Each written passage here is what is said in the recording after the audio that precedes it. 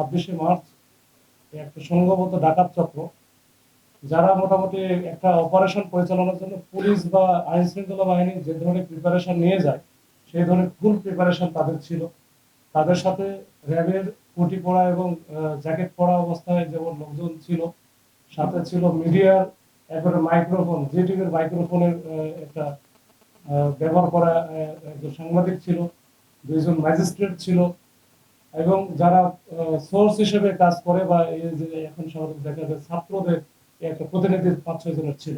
তার মানে ফুল একটা কম্বিনেশন ছিল যে অপারেশন টিম।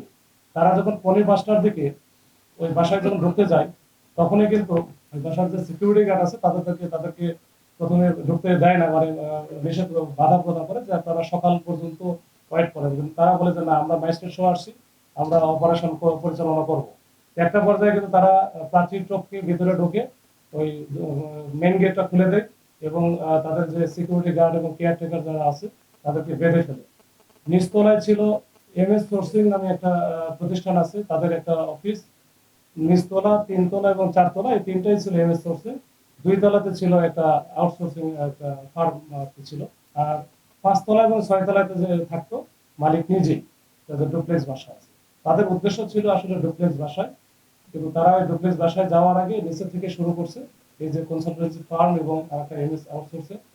এইখান থেকে তারা একেবারে তছনছ করে ওখান থেকে মোটামুটি সব মিলে প্রায় 36 লক্ষ টাকার মতো তারা ওখান থেকে নিয়ে ফেলে, যেটা আমরা সিসি ক্যামেরা দেখেছি, ফুটেজে দেখেছি।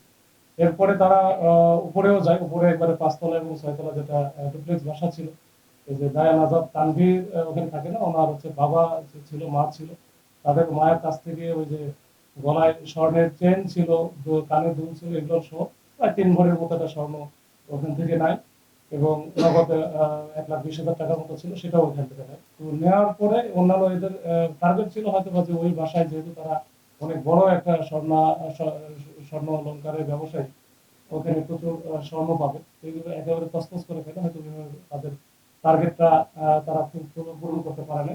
ইতিমধ্যে এই 10-15 মিনিটের মধ্যে কিন্তু 999-এ পুলিশের কাছে একটা ফোন আসে যে এখানে এই বাসায় ডাকাত পড়ছে। তখন পুলিশের যে টিমটা ছিল, পেট্রোল টিম, এই পেট্রোল টিম তাৎক্ষণিকভাবে রেসপন্স করে, এবং তারা ওইখানে যখনই আসে তখন তো হচ্ছে আশেপাশে যারা এই যে কনস্ট্রাকশন বিল্ডিং এর কাজ চলছিল, তখন তারাও বুঝতে পারে যে আসলে আমরা যা এতক্ষণ দেখছিলাম যে এটা হচ্ছে একটা অপারেশন পরিচালনা করতেছে র্যাবের পরিচয়, আসলে র্যাবের পরিচয় না, এটা তো ডাকাতি হচ্ছে। তখন এই কয়েকজন যখন জয়েন করেছে, তখনই ওরা উপরে থেকে বুঝতে পারে আসলে, তখন তাৎক্ষণিকভাবে কিন্তু তারা দৌড়াদৌড়ি করে নিচে নেমে এসে পালানোর চেষ্টা করতেছিল। পুলিশের সামনে পড়ার কারণে তাদের কাছে তো ওই যে দেশীয় অনেক সরঞ্জামাদি ছিল, বিশেষ করে সেলা গাছ থেকে শুরু করে রড টড ছিল, এগুলো দিয়ে পুলিশের সাথে তাদের একটা হাতাহাতি অবস্থা হয়ে যায়। পুলিশকে তারা অ্যাসল্ট করে, 2 জন পুলিশ আমাদের গুরুতর ওইখানে আহত হয়। এরপরে আহত অবস্থায় কিন্তু আমরা ওইখানে এই স্থানীয় জনগণ এবং এখানে বাসার ভিতরে সিকিউরিটি গার্ড ছিল, ইতিমধ্যে তারা আবার কিছু তাদেরকে বেঁধে ফেলছিল এর আগে, তারা কিন্তু একসাথে হয়ে এই 4 জনকে ধরতে সক্ষম হয়। 4 জনকে ধরতে সক্ষম হয়, বাদ বাকিগুলো এরা কিন্তু পালায় যায়। তাদের মাইক্রো ছিল প্রায় 3টার মতো, এই 3টা মাইক্রো নিয়ে তারা চলে যায়। তো এই 4 জনকে যে আমরা স্পটে ধরলাম, স্পটে ধরার পরে তাদের কাছ থেকে আমরা বিস্তারিত তথ্য আমরা জানার চেষ্টা করি, অনুসন্ধান করতেছি, অনুসন্ধান অব্যাহত আছে।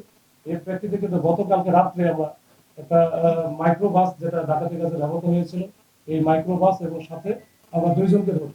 তো মোট আমরা 6 জনকে এখন পর্যন্ত 4 জন আমরা স্পট থেকে ধরেছি, আর 2 জনকে আমরা পরবর্তীতে গতকাল রাত্রে ধরেছি।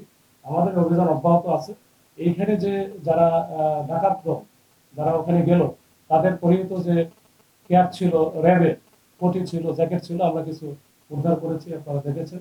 এবং তাদের যে এই ডাকাতি কাজে ব্যবহৃত যে সেলাই রেঞ্জ থেকে শুরু করে অন্যান্য জিনিসপত্র, আমরা কিছু দেশীয় সরঞ্জামাদি আমরা পেয়েছি, যেগুলো আমরা এখানে নিয়ে আসি। ডাকাতি কাজে যারা অংশগ্রহণ করেছিল, এই যে র্যাব পরিচয়ে, ম্যাজিস্ট্রেট পরিচয়ে, সাংবাদিক পরিচয়, আমরা ইনশাল্লাহ আমরা চেষ্টা করতেছি যে এই 6 জনের বাইরে অন্য যারা আছে তাদেরকে আমরা অতি শীঘ্রই খুব তাড়াতাড়ি আমরা আইনের আওতায় নিয়ে আসতে পারবো বলে বিশ্বাস করি।